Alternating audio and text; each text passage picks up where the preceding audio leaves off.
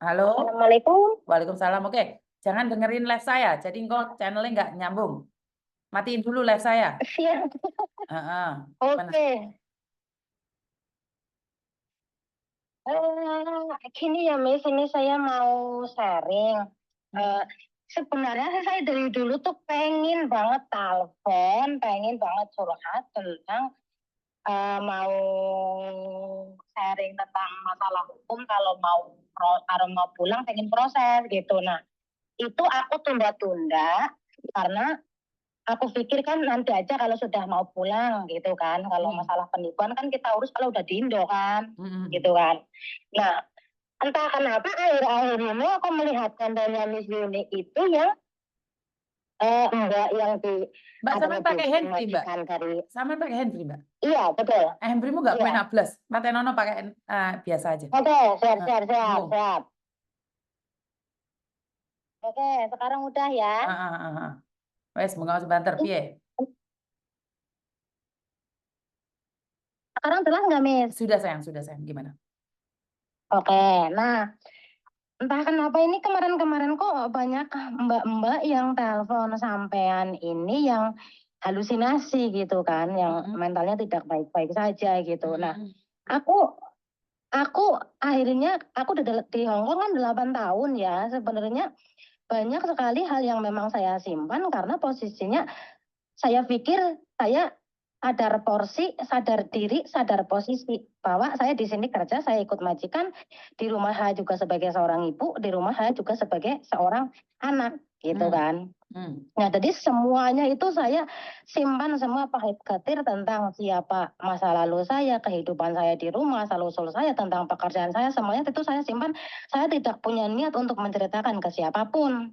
Itu walaupun dari dulu aku ada niat sharing tentang kasus-kasus saya tentang bisnis sebenarnya ke sampean gitu kan. Nah, kemarin-kemarin begitu aku melihat itu aku sambil nyimak tuh nangis.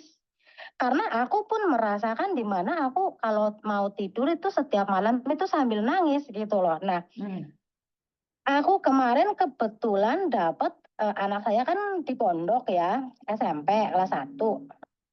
Lah, dan kebetulan saya mau finish kontrak, saya mau pulang los ke Indo gitu. Jadi yang kemarin-kemarin saya pikir saya pulang ke Indo, terus saya bisa memeluk anak saya, bisa bahagia, di mana saya sudah banyak sekali kehilangan waktu karena saya di luar negeri kan total udah 11 tahun sama di Singapura, gitu kan. Tapi keadaan sekarang lain, gitu. Keadaan sekarang lain. Terus permasalahannya adalah apa saya harus menceritakan kronologinya ya ini ya? Mungkin intinya aja deh. Apa intinya aja deh? Ini ya. Saya merasa dilahirkan dari keluarga yang memang kurang baik, di luar normal, di luar umumnya gitu. Nah, terus kemudian anak saya di rumah dengan ibu saya yang posisinya memang jauh dari kata sejahtera. Tapi kalau secara finansial, walaupun saya bercerai dengan bapaknya anak saya, masih ada pertanggungjawaban yang baik dari kedua belah pihak, dari saya dan mantan suami saya, gitu.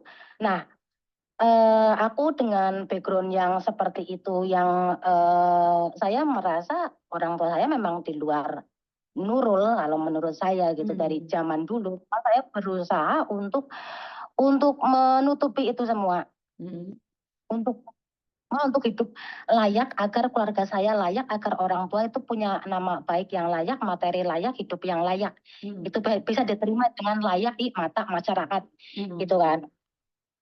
Nah, setelah anak saya di rumah dengan berbagai macam dramanya, akhirnya saya memutuskan, oh ya udahlah anak saya mondok saja. Jadi setelah saya mondok kan otomatis sedikit untuk keterlibatan antara saya dengan keluarga saya, entah itu ibu saya, entah itu sama kakak saya yang cewek, entah itu kakak saya yang cowok, karena saya anak ketiga dari 3 bersaudara, saya bungsu gitu. Tapi semua beban semuanya itu di saya semua gitu. Dan saya tutupin itu semua karena saya sadar posisi ini, karena saya sebagai seorang anak gitu kan.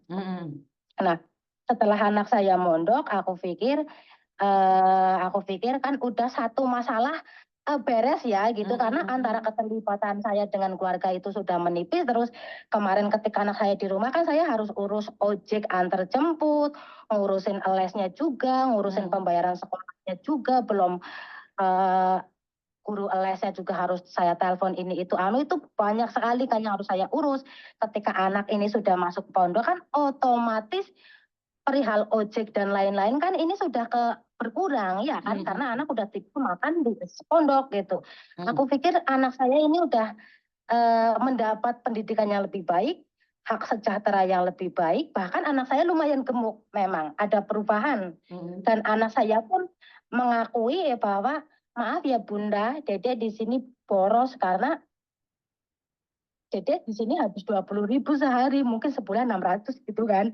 Nah, saya ngomong gini, Dek, kamu mau makan apa? Makan aja. Kamu 1 bulan 600 itu nggak boros, Dek. Karena sebenarnya di rumah mau 2 juta, 4 juta itu sebenarnya nggak pernah cukup gitu loh. Jadi saya begitu melihat anak saya yang meminta maaf sama saya, dia bilang 1 hari 20.000 itu boros gitu kan.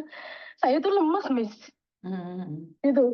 Karena saya selama ini dia di rumah mendapatkan jauh lebih daripada itu, jauh, Miss. Itu loh. Nah, udah kayak gitu, kemudian karena anak saya sudah mondok, orang tua saya jatahnya saya kurangin dong. Gitu, Miss. Nah, setiap 36 hari sekali, ibu saya kan ketemu sama anak saya karena ada penjengukan di pondokan sana, gitu. Tetapi setiap anak saya ketemu sama ibu saya itu selalu bilang bahwa Bunda itu nggak pernah peduli sama mama gitu kan, manggil ibu saya mama. Karena dia dari kecil sama ibu saya satu rumah, di rumah saya gitu kan. Nah, terus setelah itu anak saya itu diam di sana yang seharusnya masih zona adaptasi, belajar, ibadah gitu. Dia tuh kadang-kadang mikir, terus dia ke pengurusnya nangis, Miss. Dia nggak bisa ngomong, terus dia bilang dia sedih dilahirkan dari keluarga yang tidak akur. Jadi dia itu membenci saya, cuman dia nggak ngomong gitu. Itu sekali 2 kali saya diam ketika anak saya itu ngerasa sedih dan dia kena mental mikirin keluarganya gitu kan. Terus anak saya sewaktu-waktu ngomong, Bunda kasih uang yang banyak buat neneknya gitu kan, sama mama kasih uang yang banyak gitu kan. Saya itu kasih penjelasan, dia akan mengerti sebentar, Miss. Tapi nanti sebentar lagi dia akan lupa lagi ketika dia mendengar sesuatu dari ibu saya gitu. Karena anak 13 tahun sebenarnya masih belum masuk, belum nyambung untuk mengerti sebuah masalah orang tua, sebenarnya masih terlalu kecil gitu. Karena kan 13 tahun ini, jadi masih kurang 13 tahunnya gitu kan. Nah, tiba-tiba kemarin dia ke warnet. Ke warnet dia nge-DM saya pakai akun temannya, terus dia bilang, Mama kemarin nangis-nangis itu mama kayak menderita banget kayak gitu kan. Katanya Bunda itu cuma ngasih 200.000. Tolonglah Bunda kalau ngasih uang itu kasih seperti waktu di rumah. Kasih aja uang makan 2 juta kayak gitu anak saya. Jadi semakin kesini itu anak saya itu kayak malah semakin menyudutkan saya, menyalahkan saya. Terus lebih anehnya lagi ada chat seperti ini. Kemarin, kalau Bunda nanti pulang, Bunda sampai nikah lagi, aku paling menjadi babunya Bunda sama adik baruku. Kayak gitu, ini sesuatu yang di luar dugaanku, Mes. Jadi saya sekarang itu mau ngobrol sama anak ini menjelaskan juga bukan perihal mudah, karena masa lalu ibu saya dan saya itu nggak mungkin saya terangkan ke anak masih usia segitu. Saya tidak menerangkan, saya takutnya ketika saya pulang ke Indo malah anak saya semakin jauh ketika saya sudah menikah lagi. Tapi hubungan saya sama bapaknya masih baik-baik secara komunikasi, karena masih saling tanggung jawab perihal nafkah gitu. Jadi saya tidak tahu langkah apa yang harus saya tempuh sebagai seorang ibu dan langkah apa yang harus saya tempuh sebagai seorang anak untuk menghadapi ibu saya yang seperti ini, yang dimana sebenarnya ibu saya itu ingin semua uang saya itu masuk ke dia. Bahkan saya itu masih ingat ketika anak saya masih bayi, ibu saya pernah bilang sama saya bahwa kamu selingkuh aja sama orang kaya, yang penting suami kamu nggak tahu. Dan itu anak saya masih bayi, Miss. Itu semuanya saya simpan, Miss, dalam-dalam.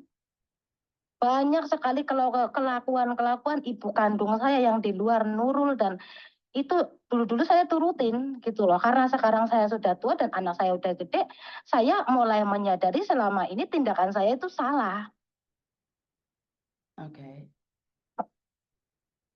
Jadi kalau menurut pendapat saya ya, karena anak kecil sekarang ada di pondok dan dia belajar mencari jati dirinya.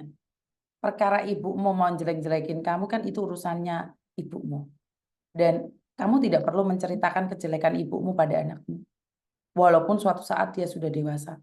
Karena anak akan mampu berpikir seperti apa dan bagaimana.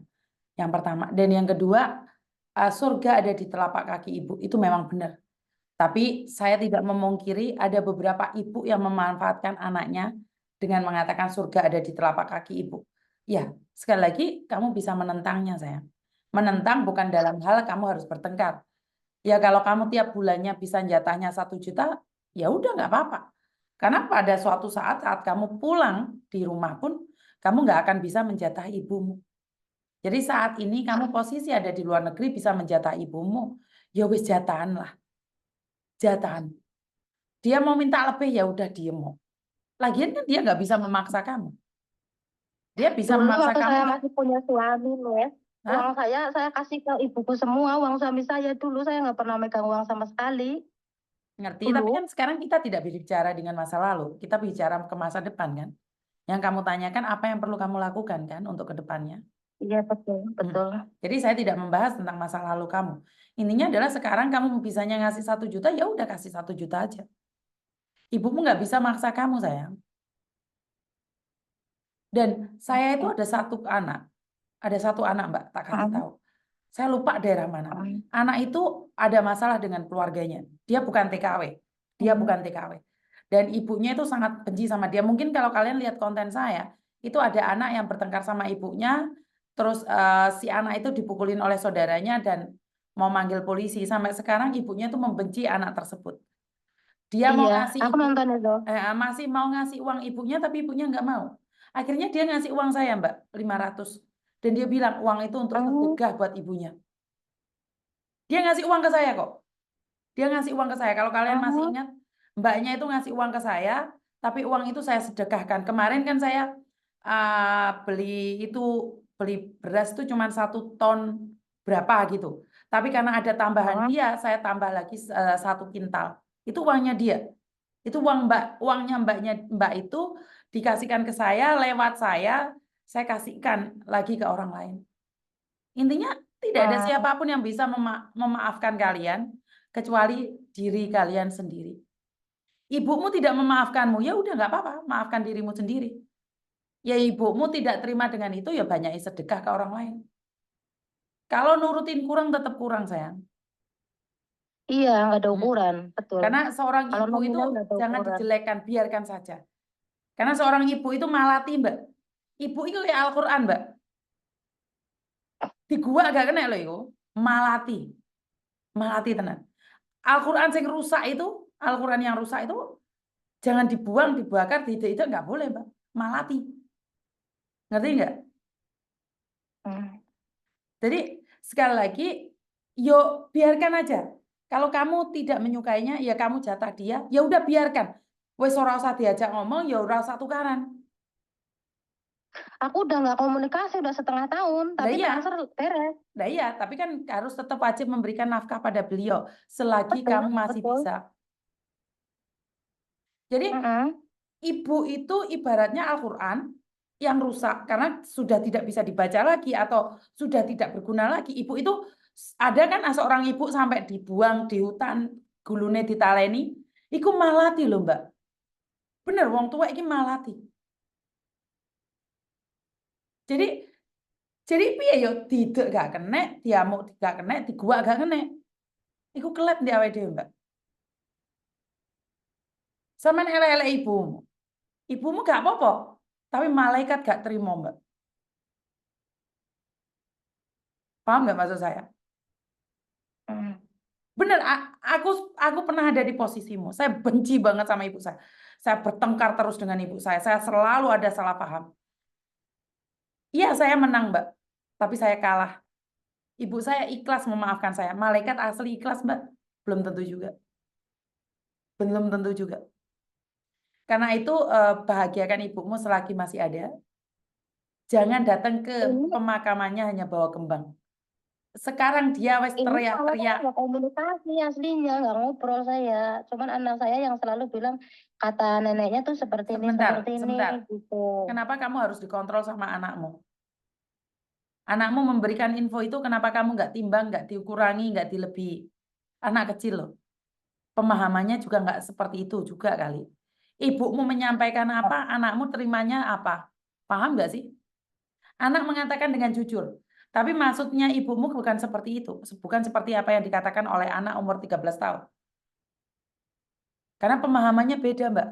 Kalau kamu dengar sendiri dari ibumu, akan beda dengan ke anakmu yang menyampaikan. Masih ingat mbaknya ngomongnya dipoto, mbaknya itu ngomongnya dipotong, sama-sama dewasa loh. Benar nggak? Dua orang yang berbahasa sama, berasal dari Indonesia yang sama, yang satunya ngomong dipoto, yang satunya ngomong dipotong. Masih ingat kasus itu? Begitu juga dengan ibumu menyampaikan apa, anakmu menyampaikan apa. Kamu 100% percaya dengan anakmu. Yakin 100%. Secara logika, anakmu menyampaikan itu dengan ibumu menyampaikan. Itu beda, Mbak, persepsinya, Mbak. Jangan. Anakmu ngomong apa? Anu lo si Mbak Uti lo ngomong ngene Bu, ngene dengan versi anak kecil. Kamu kobong. Dosa sampean, Mbak, ada ibumu.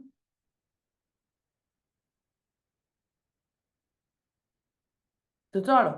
Jangan dibilang anak kecil nggak bisa bohong loh. Ngerti? Oh ya udahlah. Kamu hari ini tidak komunikasi dengan ibumu karena kamu bertengkar tentang uang. Suatu saat ibumu meninggal, suara dialah yang kamu tunggu-tunggu untuk ditelepon. Jangan sampai menyesal. Hari ini, setengah tahun ini kamu tidak mencari ibumu. Saya tidak membenarkan ibumu. Jika dulu kamu pernah disakiti sama ibumu. Saya sudah bilang, ibu itu kalau sudah tua ibarat Al-Quran yang sudah rusak.